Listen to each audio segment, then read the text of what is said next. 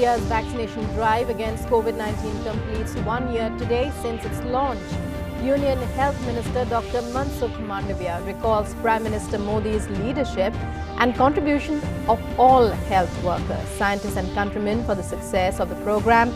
Country's cumulative vaccination coverage crosses 156 crore landmark milestone.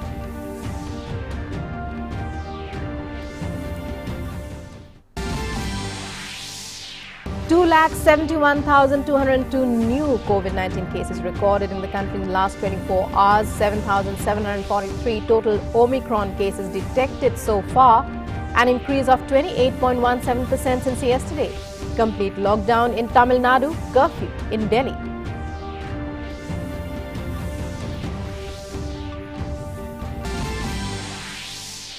National Startup Day observed today, following Prime Minister Modi's announcement during virtual interaction with startups on Saturday. Observance will ensure culture of startups reaches far-flung parts of the country.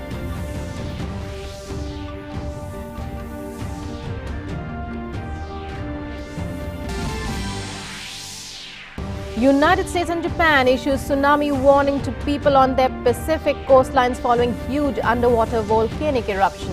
In the South Pacific, waves of more than a meter crash into island country of Tonga, covering large parts in ash and causing a near-total blackout of power, phone lines and internet services.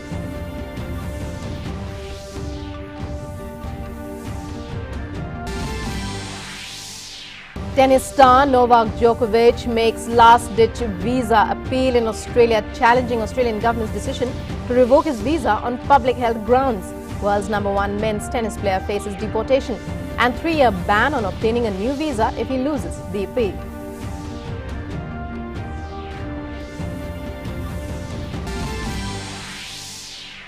Third seed Lakshya Sen reaches finals of India Open Badminton men's singles to face world champion Lakshya Sen in summit clash. PV Sindhu loses in women's semi-finals. Satwik Chirag face top seed. Hello and welcome to this edition of the news. I'm Rukmaina. Top story. The nationwide vaccination drive completed 1 year today. Last year on this day, the world's largest vaccination drive started under the leadership of Prime Minister Narendra Modi to tackle the COVID crisis. The drive started with the vaccination of health workers on the 16th of January last year, followed by the beginning of vaccination of frontline workers from the 2nd of February. Vaccination of people aged above 60 and 45 years with comorbidities started last year from the 1st of March. The administration of vaccine to people above 18 years of age commenced from 1st May 2021. This year, on the 10th of January, the administration of precaution dose of COVID-19 vaccine to healthcare, frontline workers and those above 60 years began. On the other hand, the centre also allowed vaccine doses for children aged between 15 to 18 years from the 3rd of January. As of now, India's cumulative vaccination coverage has crossed 156 crores. Prime Minister Narendra Modi congratulated the nation on its 1 year of a successful vaccination drive. In a series of tweets, he said, and I quote, "Today we mark #1 year of vaccine drive. I salute each and every individual associated with the vaccination drive. Our vaccination program has added great strength to the fight against COVID-19. It has led to saving lives and thus protecting livelihoods. At the same time, the role of our doctors, nurses and healthcare workers is exceptional. When we see glimpses of people being vaccinated in remote areas or our healthcare workers taking the vaccines there, our hearts and minds are filled with pride." India's approach to fighting the pandemic will always remain science-based. We are also augmenting health infrastructure to ensure our fellow citizens get proper care. Let us keep following all COVID-19 related protocols and overcome the pandemic. #1 year of vaccine drive. The Health Minister also shared the journey of the 1 year vaccine drive that gives glimpses of the nation's collective fight against COVID-19. Have a look at the journey of 1 year of vaccination drive under the visionary and inspiring leadership of Prime Minister Narendra Modi.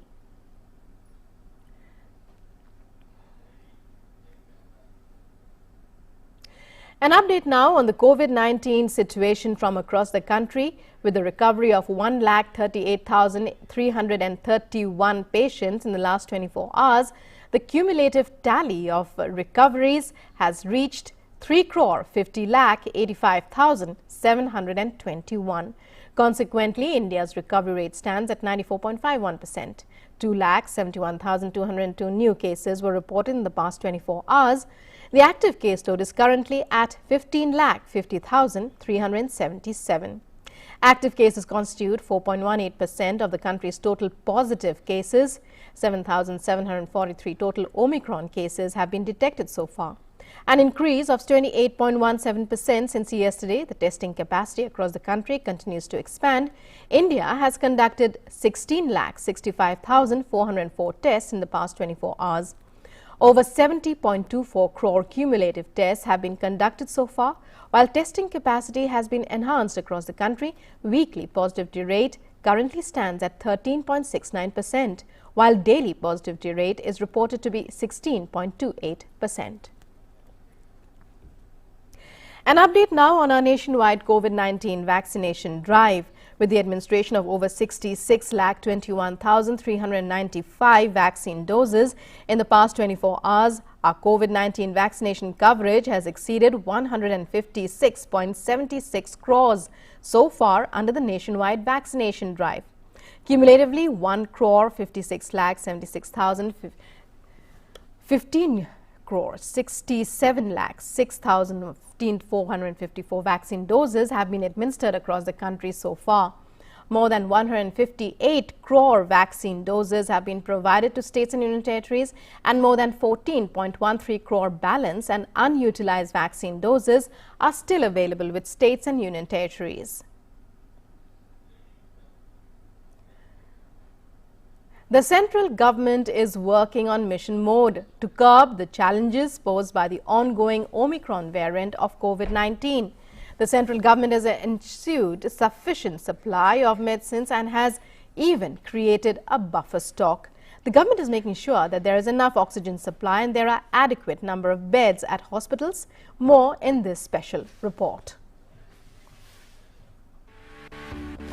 The nation is once again seeing a surge in cases of COVID-19, which is posing a serious challenge to the government. To deal with this, the central government has been working on mission mode for the past 1 month. The government is taking the help of its experiences of past 1.5 years to make all necessary preparations. The central government has already announced emergency COVID response packages 1 and 2 to deal with the challenges posed by COVID-19. Presently, there are 18,09,000 isolation beds, around 5 lakh oxygen support beds and 1,40,000 ICU beds available at the hospitals across the country.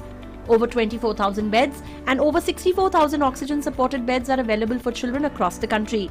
Apart from that, around 65,000 ventilators are also there.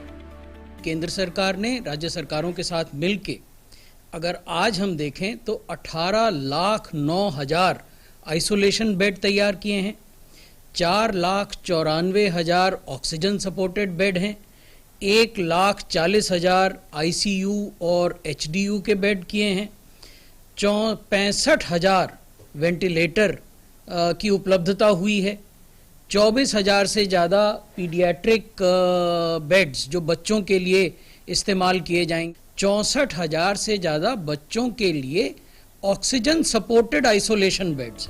Not just that, the government has also created buffer stocks of 8 essential medicines important for the treatment of COVID-19 in adequate quantity. दवाओं में दो तरीके से काम हुआ है.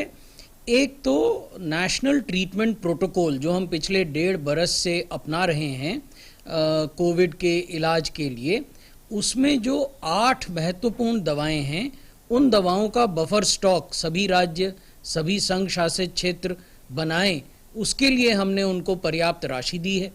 हमने ये भी कहा है कि जिन राज्यों के पास या जिन संघ क्षेत्रों के पास अपनी क्षमता प्रोक्योरमेंट की नहीं है, उनके लिए भारत सरकार खुद प्रोक्योर करेगी. As far as oxygen is concerned, the government is making sure that it is available in adequate quantity. The capacity of oxygen production has also been increased across the country. In fact, there are over 3,000 PSA oxygen plants operational at the hospitals throughout the country. Over 4 lakh oxygen cylinders have been made available to the states. Also, oxygen concentrators have been made available at the sub-centers and primary health centers. सबसे पहले तो जो हमारी oxygen उत्पन्न करने की क्षमता है उसको हमने बढ़ाया है। 3000 से ज़्यादा पीएसए प्लांट देश भर के अस्पतालों में अभी फंक्शनल हो चुके हैं। हमने अस्पतालों में liquid medical oxygen storage tank LMO tank स्थापित करने के लिए पैसा दिया है। हमने 4 लाख से ज़्यादा ऑक्सीजन सिलेंडर राज्यों को, अस्पतालों को, सरकार के अस्पतालों को उपलब्ध कराए हैं। The government is leaving no stone unturned to stop the transmission of this highly contagious virus, but it is also our duty as citizens and human beings to practice COVID-19 appropriate behavior and follow all norms such as wearing masks properly, maintaining social distancing and hygiene, and getting vaccinated on time, which are our tools in this fight against COVID-19. Nitin Singh's report for DD India. Maharashtra on Saturday logged 23 COVID deaths and 42,462 new coronavirus cases, a slight decline from Friday's tally of 43,211. The state also reported 125 new cases of the Omicron variant of COVID, raising the overall count to 1,730. Meanwhile, Mumbai on Saturday reported 10,661 new COVID-19 cases with 11 deaths, the highest single-day toll in 6 months.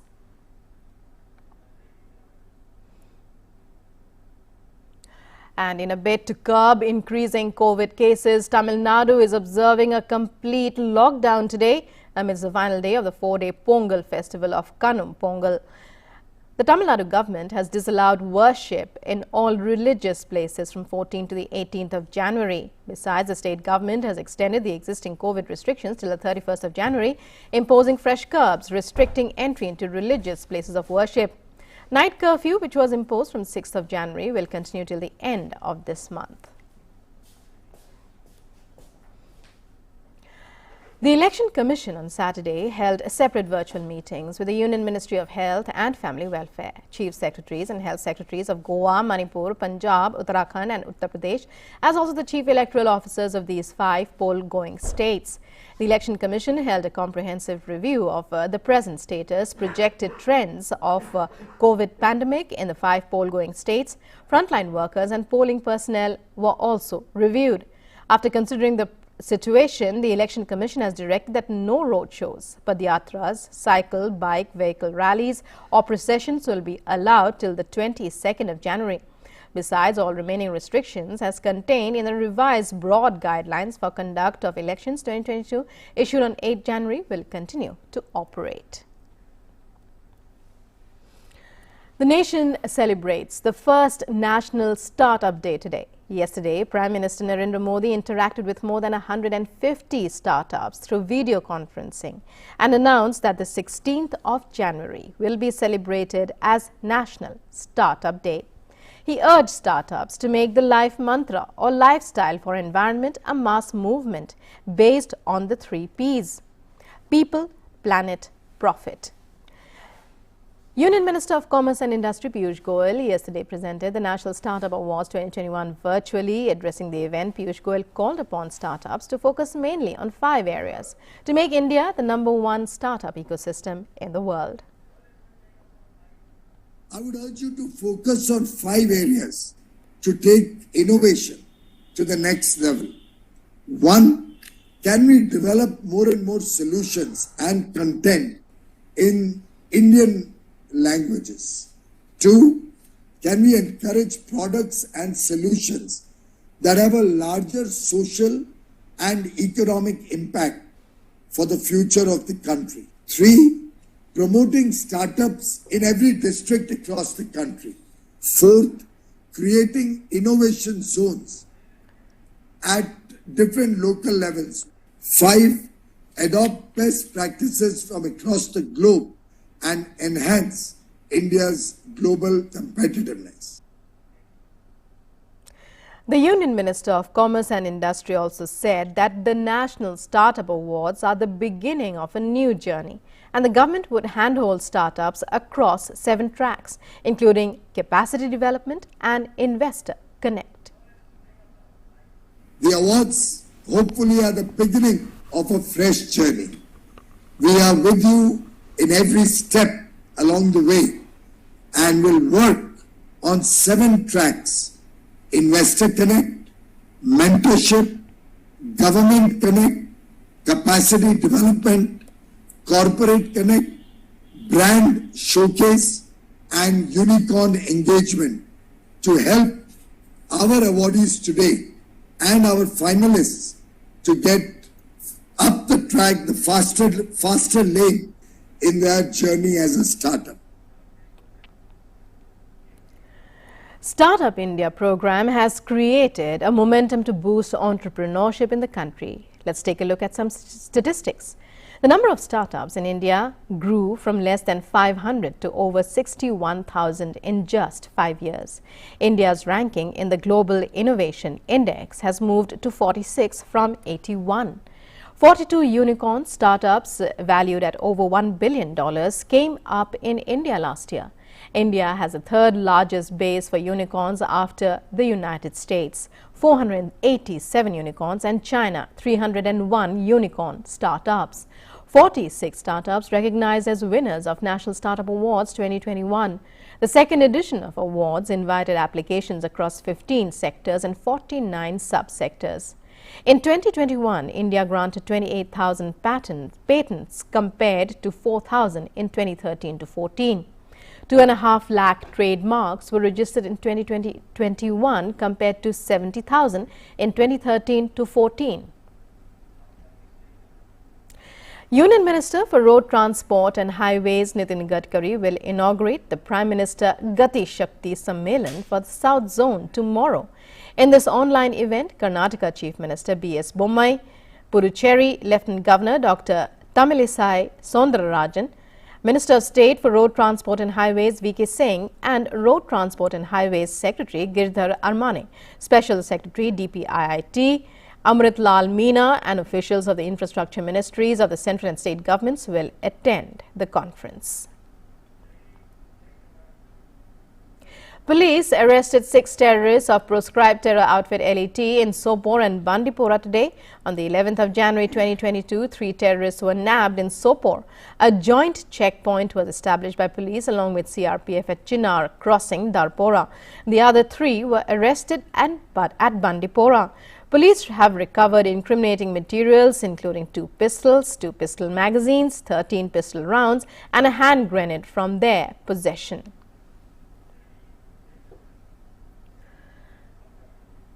A major fire occurred at the renowned Secunderabad Club at 3 a.m. this morning. The club was fully gutted in the mishap, which, however, no casualties were reported in the incident. Fire tenders were pressed into action within no time, and the blaze was brought under control after nearly 3 hours. It is said that the club property is worth over 20 crores was damaged. Police are looking into the cause of the accident. Secunderabad Club was built in 1878 by the then Britishers for military officials.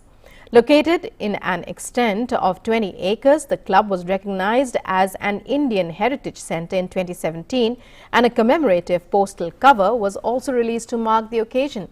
Nearly 300 personnel work in the club and more than 3,000 renowned persons in Hyderabad are members of the club. Let's now take a look at updates on COVID-19 from across the world. COVID cases are piling up across the world with the global tally touching more than 32 crore 64 lakhs. So far, over 26 crore 63 lakh people across the world have recovered from the disease, while more than 55 lakh 53,000 lives have been lost. The US continues to remain the worst affected, possessing over 6 crore 65 lakh cases, the highest in the world. The country's death toll from COVID has passed 8 lakh 72,000. Meanwhile, Europe has become a hotspot of COVID-19, registering a hike in the number of infections daily. The UK has the highest number of cases, lodging above 1 crore 51 lakh, followed by France that has over 1 crore 38 lakh cases. Russia, with COVID cases standing at above 1 crore 7 lakh, is Europe's 3rd most affected country. In Italy, the number of COVID cases has declined to over 83 lakh 36,000 so far. As in other European countries, including Italy, Austria and France, thousands of demonstrators gathered in various German cities on Saturday to protest against measures aimed at curbing the spread of COVID-19. Daily infections were declining in December after Germany introduced measures such as demanding proof of vaccination for many indoor activities, but started rising again at the beginning of January. Amid the fifth wave, largely attributed to the spread of the Omicron variant, the German government aimed to vaccinate 80% of its population by the end of January. Just over 70% of German adults have been fully vaccinated against coronavirus. The estimate includes 45% having received a booster shot. On Saturday, Germany reported over 80,000 new cases, while 232 people died due to COVID. The U.S. Centers for Disease Control and Prevention have recommended wearing the most protective masks one can that fit well. It clarified on its website that people can choose respirators such as N95s and KN95s. N95 respirators filters at least 95% of airborne particles, both large and small. A surgical mask, by comparison, is designed to protect others against virus particles that are breathed out. COVID-19 infections in the U.S. are at a peak with 8,27,000 new infections reported on Saturday, while over 2,000 persons have lost their lives. Many Hondurans and Nicaraguans on Saturday arrived at the Guatemalan line, yet were kept from intersection by Guatemalan security powers. The procession set of days before radical President-elect Xiomara Castro gets to work in Honduras on January 27th. Guatemalan specialists say around 100 individuals crossed into Guatemala at unapproved line intersections, and later added that exactly 36 individuals have gotten back to Honduras. The principal ban of the year comes after profound monetary difficulty and neediness that plagued 62% of the Honduran populace, aggravated by the COVID pandemic and 2 consecutive tropical storms in 2020 that tottered the economy. In Nicaragua, political crackdowns by President Daniel Ortega's administration, when the November 7th official decisions prompted a flooding movement. Euclides Mendes, a Nicaraguan transient, said the size of the ban gave him trust that the misleading excursion would be protected. In Colleyville, Dallas, in the United States, one of the hostages at a Jewish religious site was released this morning without any harm. At least 4 people, including the head priest, were taken hostage in the shrine last night. Police have deployed a team equipped with special weapons to free the hostages. FBI, U.S. officials are in talks with the hostage taker for the safe release of the rest of the hostages. The kidnappers are demanding the release of Pakistani scientist Afia Siddiqui. Afia is also known as Lady Al-Qaeda. She is lodged in the central jail in Texas for the attempted murder of U.S. military officers while in custody in Afghanistan. President Joe Biden has been informed of the hostage development in the Dallas area. The bodies of 225 people, including 19 members of security forces killed so far across the country in the protests over high fuel prices, have been shifted to crematoriums in Kazakhstan. The head of criminal prosecution at the prosecutor's office told a press briefing that civilians and armed groups were among those killed by security forces. Following complaints of beatings and torture of detainees, President Kassym-Jomart Tokayev asked prosecutors to be generous to those who have not committed serious crimes. A point to be noted is that 50,000 people participated in the riots throughout the former Soviet Republic on the 5th of January, when mobs stormed and set fire to government buildings, cars, banks and shops in several major cities. 120-centimeter tsunami has been observed in Kominato in Amami Oshima Island. Dozens of tsunami up to 90 centimeters have been observed along Japan's Pacific coast from the southern island of Kyushu to the northern island of Hokkaido.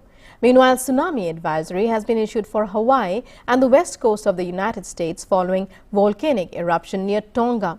Other states such as Alaska, Oregon and Washington were also issued tsunami advisories. Earlier in Tonga, an underwater volcano erupted, triggering a tsunami warning for several South Pacific island nations, with waves crashing into homes.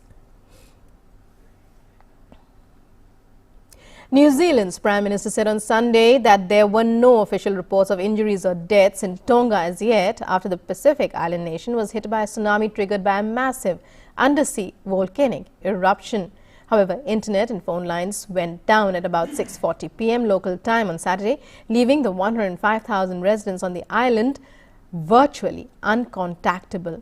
An underwater volcano off Tonga erupted on Saturday, January the 15th, triggering tsunami warnings and evacuation orders on the shores of Tonga as well as several South Pacific islands.